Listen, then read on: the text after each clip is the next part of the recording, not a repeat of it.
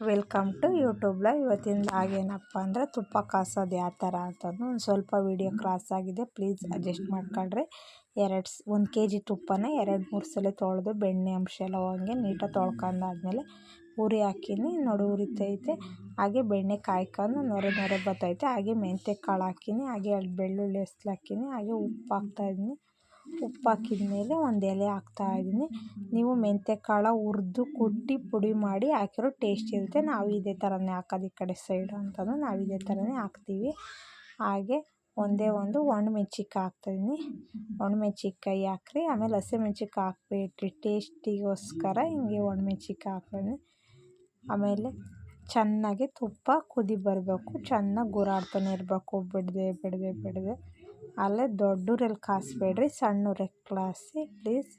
ಹಾಗೆ ಎಲ್ಲರೂ ಸಬ್ಸ್ಕ್ರೈಬ್ ಆಗಿರಿ. ನೊರೆ ಹೊಡ್ತಾ ಇದೆ ನೋಡಿ, ತುಪ್ಪ ಆಯಿತು.